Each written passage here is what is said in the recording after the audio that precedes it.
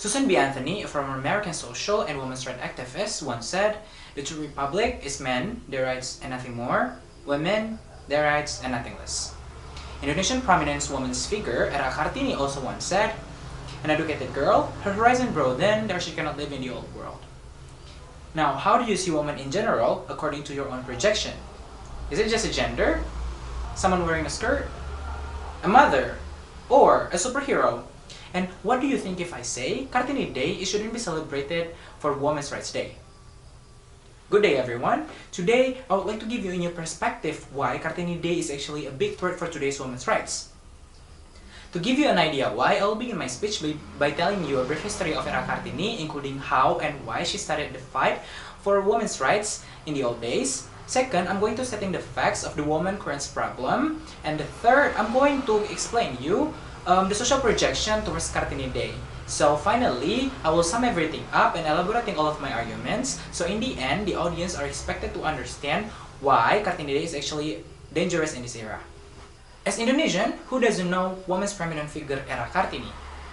Era Kartini was born in 1879. She was an educated and also respected person who had a big aspiration for women's rights and gender equality.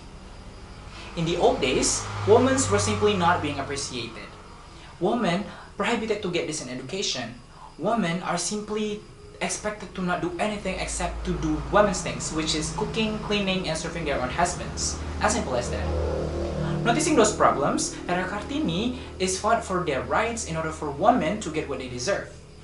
In voicing the concerns, Era Kartini was actively involved in publications and also advocations, speaking up about women's struggles and also giving criticisms towards the women's rigid limitations on many aspects in life, including the accessibility to the education and also to the power allocation. One of the prominent books written by Era Kartini is Habis Gelap Terbitlah Terang. Ladies and gentlemen, that is how amazing Era Kartini was. According to the BLUK, gender roles in the 19th century, back in the 1800s to the early 1900s, the women's problems revolved around the inequality access to the education and also the social constraints, which what happened in the Kartini era. But what is actually happening now? What are the problems that are faced by the women in the status quo? I do think women now no longer having difficulties in accessing the education. I also believe that women right now can be their desired job. Take for instance, they can be lawyers, they can be head of governments, they can be diplomats, they can be anything they want, you name it. Therefore, I do believe that today's women's problems is significantly different from the problems that are existing in the era of Kartini back in the old days. What women now are facing is more complex than before. According to Politico, sexism and gender bias, harassments, economic inequality, body authority, domestic abuse are the problems that are actually faced by women at this very moment. And why then the Kartini Day shouldn't be celebrated as Women's Rights Day under these complexities? The answer is the projection of society towards Kartini Day as Women Emancipation Day. Kartini Day often affiliated with women using traditional clothes, buns, graceful attitudes, and also affiliated with women competitions on catwalking, modeling, cooking, sewing clothes, and so on.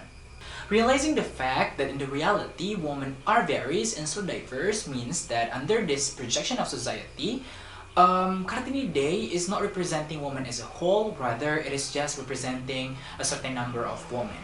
Take for instance, cooking and sewing are both skills that needed to be obtained. But then why, under the social projection of Kartini Day, women are expected to ace those skills just because they are women in the first place? Also, why would women are projected as graceful beings when they are in the reality do not necessarily to becoming one? Women do not always have long hairs and soft voices. Women can always be dressed the way that they wanted themselves to be. And also, women do not always have to be feminine and graceful beings. They can also be masculine. Therefore, Women's Rights Day celebration is no longer valid under Kartini Day. In conclusion, women's rights is indeed important and the actualization of it is needed regardless. Ever since the 1800s, women have been demanding their rights just because simply they are oppressed by the current system of the society. And Kartini Day is one of the medias for society to project their way of thinking. The affiliation projections of society towards the Kartini Day is the very main reason why we shouldn't continue celebrating Women's Rights Day under Kartini Day. Instead, let's celebrate Kartini Day just to give an honor and also tons of grateful towards Kartini for making a better Indonesia such as now, especially for the better future of women in Indonesia. Thank you.